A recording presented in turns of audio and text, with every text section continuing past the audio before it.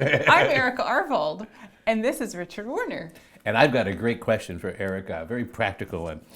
What's the best way for an actor to share a short film or something they've written, a produced work, rather than, say, sharing a reel and all that? So it's a larger body of work, something they've acted in that they're very proud of, and they want you to see that work as opposed to simply an audition.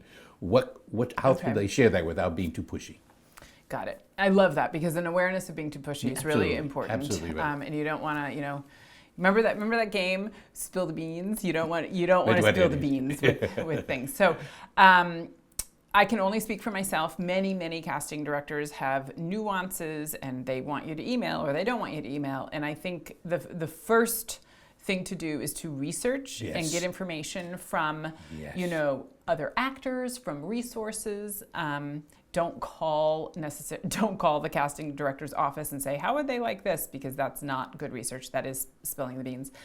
But make a log, make a chart or an Excel spreadsheet with who prefers what. It's really helpful because everyone is different. I can answer for me and for our office, and that is I love Twitter. I love tweeting, and it gives me a limit of characters to respond in, as well as a limit of characters for people to inquire. And that is a great, healthy boundary in my professional mind.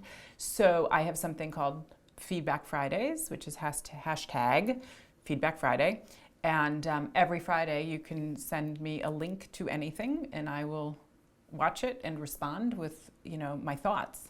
I mean, it's literally inviting feedback. So if you don't want feedback and you only want to show the video, it's a little different. But there's that, and then there's old-fashioned postcards, and even if it's on a DVD or whatnot. I mean, you can also do old-fashioned mailings to me, but the best thing is a link in Feedback Friday. That's for Arvold casting. Yeah, it's finding a way. I love what you say, which is, all right, you have to do your research, and sometimes that's very difficult to do. So sometimes you have to take a sort of blind leap of faith, and the way you do that is be creative about it.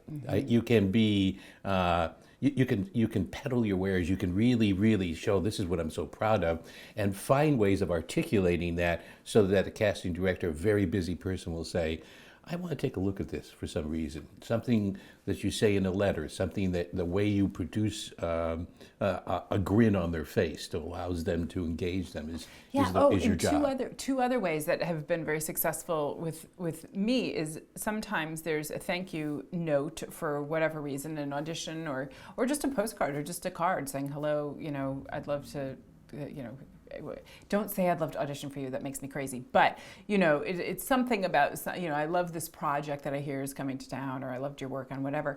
And sometimes, and I also, did such and such, here's the link, but doing a link that I have to do the work is hard too. And then other times, or you can send, something. And then other times is during an audition when I've seen someone or I'm on set and I see them, an actor may mention, oh, I did this other project. And I'll say, oh, send that to me. And then it's amazing how many people actually don't follow up. They end up they don't do it. But I do love, even info@arvold.com. Sometimes people will send some stuff. But it's bold and wonderful when you're having an in-person conversation and they have some work they want to share with you and they mention it. And I wouldn't ever shy away from that. It's just part of the conversation. Absolutely right. And it's how we get along. Exactly. Hope that helps.